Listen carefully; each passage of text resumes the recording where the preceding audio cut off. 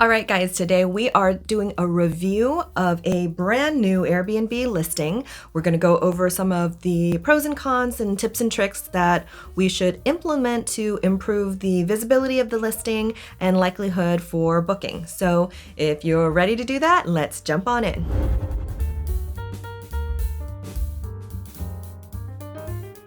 Hey guys, welcome back to Lifestyle Leaps. My name is DM, and on this channel we talk about financial freedom and early retirement. A lot of times we talk about doing that through real estate investing, and a lot of times we're going to find that midterm and short-term rentals will generate more cash flow than long-term rentals. And that's why I love that Jill is diving into this space. She wants to create a passive income.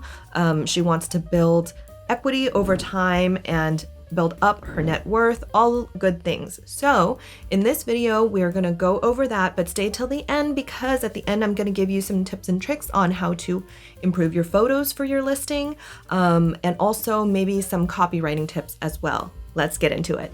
All right, guys, today we are going to be reviewing Jill's new listing. I'm gonna move me over here a little bit. And you can see that up top, it's the place, the dates, and the number of guests. So this is actually Jill's listing right here. And I'm not surprised to see it ranked first when I submit that because Taylor isn't a huge place anyway, but also being a new host, Airbnb will bump your listing up and then they will assess. If you're getting enough clicks, you will remain on the top of the searches, but if you don't perform well over time, then your ranking might not show you as prominently. So this is a great place for her to be, but this is also the best time for her to capitalize on the most clicks as possible. And you'll notice that her title says Guest House in Taylor, and it says Charming Studio in Taylor. Then it's $88 per night. For the nights that I'd be staying, it would come to $358 for one queen bed. So I'd have to look at something comparable if I was truly having a 2-guest party group, right? So this has 2 queen beds and it's $134 a night. So this is not an apples to apples comparison. I want Jill to be standing out against an apples to apples comparison for her space. So when we looked further down, we've got here price point wise, $109 is not too far off, but that has 2 beds and it has a 2-bedroom duplex. So not quite the same. None of these photos are really impressive so far. Okay, here we've got a really impressive photo, but not an apples to apples comparison because it's 4 beds. Okay, here's something a little closer in terms of price point and 2 beds. This is also says guest suite in Hutto. So not quite the same place, but they have a lot of reviews already. So that could be competitive. But the photo, unfortunately, for them is not better. However, I would say the benefit is you can see that it's quite spacious because you see a door and you also see a couch. So given that Jill's photo is just the corner, you can't tell the size of this space. You can tell that it's clean, it's bright, and it's comfy looking, but it's not telling me a whole lot about the space besides that. This one is exciting here at $95 a night with only 5-star reviews. Guest house. And this is in the name, it says an in-law suite. So, but then in the photo, you can tell that there's a kitchen available or a kitchenette with bar stools and a counter space. So at the very least, I can tell that the amenities here might be more comfortable than the other space, but that's just based on photos alone. So we'll go a little bit further. This one, oh my goodness. Okay, this one is lovely. So if I was a guest, I'm seeing, wow, look, it's 2 stories. There's a loft up here. It's quite spacious. It says guest house, private tiny homes along brushy ... That's something to keep in mind is that you're going to lose some space here. So how much you want to say is going to be on the front end of it if you have important things to showcase. And that's at $139. So this is not, we price-wise would beat this listing, right? With just 1 queen bed, but this photo looks a lot more appealing to me if I cared about having a separate sitting area, spaciousness, vaulted ceilings, AC. These are all the things that I can tell just from this one photo. So that's why the hero photo is so important, because I can extract a lot of photos, information from here, then compared to the listing that we're talking about. So if I just want to scroll this over, we can see that that's that tiny house vibe. And maybe people, aren't into the tiny house vibe. So, but huge, great kitchen. And let's go ahead and go back to ours up here and view some of the other photos that you can see straight from this screen. Okay, so scrolling up, let's look at our other photos that we can see just from the home screen, because it allows you to scroll over. The second photo, I get a close-up shot of the TV and a fireplace. So I'm like, okay, cool, a fireplace, I like that. TV, I see a desk with a chair, and I see the entry. So I'm going along, and in the sequence of the photos, I'm thinking, okay, here's already the entry. Am I leaving? Am I done? Oh, nope, there's more. 2 chairs and a table. Okay, a spacious bathroom. Close-up shot of the kitchenette area. And finally, we get access to a photo that gives us the layout of the space more. So we have the bed over here, which the first photo you can see we just took of this corner.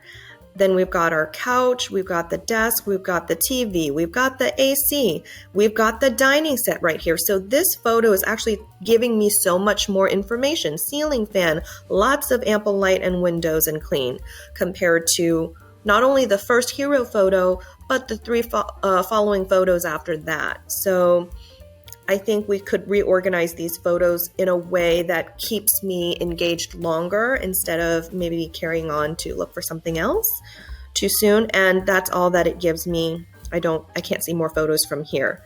And that looks like it's possibly the kitchenette back there. So here again, I can get some details. So we're going to go ahead and click inside and review. Now, this is what I do love, right? Because you've got to consider, once a guest clicks into your listing, they're going to see the top 5 photos. And what I do like about the top 5 photos is that it features something different in each photo. I wouldn't keep this arrangement per se, but that's what I like, is that you're using the fact that there's 5 different photos here and not giving us the same shot of the bedroom from different, or the bed space from different angles, right? So that's a win. So let's talk about that before we move on. So I would use, if it were me, I would do a more wide angled shot so that I can see some of the selling points of the space, instead of just seeing the bed. And everyone can assume that we already have a bed. So sometimes too, when people look at a bed only, they'll assume that only the bedroom is available for rent, and maybe a bathroom, and not consider that there might be a kitchenette or a living space, a couch area, or a desk. Just like when I shop for real estate on like Zillow or Trulia, if the hero picture is of the inside of a space, almost always it's going to be a condo, right? Because they would otherwise advertise the outside of the home. So you make these assumptions and they may not be true, but knowing that viewers could make that assumption, I would give a bigger photo in the front and then continue with what you have here, which is identifying different aspects of the home that you want to show off in the first few photos. Let's move on. Or should we look at all the rest of the photos? I'm just loving the setup of the office. That's super cute, that there's that chair and the nice light curtains. Light curtains with shutters could be okay, but keep in mind, light curtains, if you have anyone who wants to stay more than 30 days, if they are a traveling nurse, they are going to want some blackout curtains for sure, guaranteed. So keep that in mind. They might be shopping for that. Love this setup. Here's that bathroom entry. This one I would do table settings to make it look less empty and more inviting and warm. So plates, utensils, set that up. Maybe a little throw rug underneath, even if it's just for the photo. The kitchenette, I love this. You can kind of see all the different things that are available to you. If you did a little bit of a wider angle shot here, or a vertical shot perhaps, I don't know if that's helpful or not. You probably no better than me in that one. And then these 2 wider angle shots. So I don't think we end with these. Maybe we open with one of these. Maybe this one, open with this one, I think would be a good idea. All right, guys, now I'm moving on to the body of the listing, but I spent so much time on the search results and on the photos because that's going to be your biggest impact. So the best quality those things could be, the more likely someone will give the rest of your listing a chance for a view. And you need those clicks, even if they don't book, because you want to be top ranked on Airbnb. So even if they don't follow through with the booking, you want to get the clicks and you don't want people to pass up the opportunity to click on yours. All right, so we're going to go down. Says, perfect for a romantic getaway, a business trip, or a safe and quiet escape. You'll stay in a private, clean, updated, single-level studio with its own entrance. Located on a quiet, tree-lined street, you'll be just 5 minutes to historic downtown Taylor, 20 minutes to Georgetown, and 40 minutes to all that Austin has to offer. The spacious 600 square feet studio with a fun travel theme has a quiet queen bed, a new 43-inch Roku TV, a dedicated workspace, cozy fireplace, mini kitchen, and and parking right outside your door. I didn't say reading was one of my skill sets. So love that. I think the first one has a lot of descriptors, a little bit of a tongue twister, but I love that you're listing 600 square feet, all of the amenities, and some distance to some significant points in your neighborhood or area. So I love that. But it's like, for example, here it's like perfect for a romantic getaway, a business trip, or a safe and quiet escape. You'll stay in a private, clean, updated, single level studio with its own entrance. So just some food for that there. But I love all the features. You might not need to change anything. Where you'll sleep, the bedroom. So there's a queen bed and a couch. Then what this place has to offer, here are all the amenities that were listed. Definitely include it says AC and then splits type ductless system. I love that it's so clear because some people do have finicky factors about heating and air, and now they know. Parking on premises is key, especially for long-term guests. They love that. Indoor fireplace, electric. Look, great. Here's your calendar. So let's review your nightly rates. $88 appears very competitive.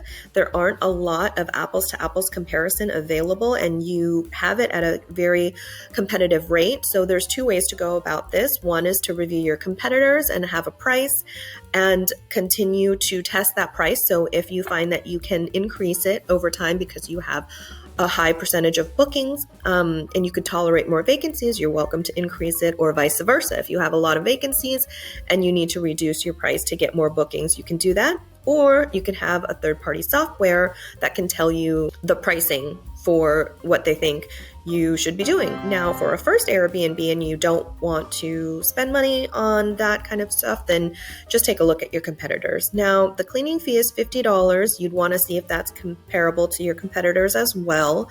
For me, that seems reasonable. Service fee, $44. You can't control that. So here's what they're paying. No reviews yet, so we are definitely going to want to be pushing for reviews. You can do that by checking in with your guest after they first check in to ensure that they're having a good experience. And then as it gets close to their checkout date, make sure you let them know that you're really looking for a 5-star review. If there's anything you can do to ensure that that is the quality of stay that they are receiving, let you know. Then after they check out, do leave them a great review, and then even ping them personally and ask for a review because it's so important for you at this time. Okay, so there's Jill. And you can contact host, check-in after 3, check-out 11. Self-check-in with Smart Lock is awesome. No smoking, quiet hours. And cancellation is free cancellation before December 29th. Host, then you can see their cancellation policy, and that's kind of the end of the listing. So I know as a host on the back end, as a new host, they offer you the ability to give 20% off to your first 3 bookings. And I always recommend that because Again, keeps you high on the list of the SEO and also gets people in so that you can get those reviews. And other than that, I think hopefully this listing will do great. All right, now that we're done reviewing the listing itself, as you can see, photos play such a critical role in your listing. And a lot of people are still taking their own photos. I think that is still fine. A lot of the other experts out there will tell you that professional photos are better. I don't disagree. But if you're listing your room for just $50, $60, $70, $80 a night, maybe you're not going to find that investment worth it. I will say though that it is the only investment you'll probably have to make in terms of marketing, so it can be worth it. But if you're going to do it yourself, here's a few tricks if you're going to do it with your cell phone. So as you know, you can zoom in on your cell phone like 2x or 3x, but consider that you're able to also zoom out with your cell phone with half x or 0.5x. And so here is a photo with 1x of a bathroom, right? So close up, you can't see everything. Here is the same bathroom using a half x zoom out. And then also here's that same photo, but let's bring the camera down a little bit lower so that we can get a more realistic view of the whole bathroom, right? So with the same equipment, just by adjusting how you take the photo, you can make it look much better and encompass more of the space so that the viewer can really understand spatially how things are interconnected.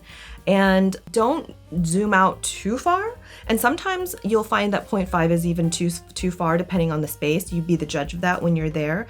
What you don't want to do is you don't want to create a photo that is misleading. You won't want to make something look like it's so big and then they get there and it's itty bitty, because you know what that's going to do? It's actually going to drive your reviews down. They're going to stay and they're going to be like, not as described. So make sure that no matter what you do, it is very accurate.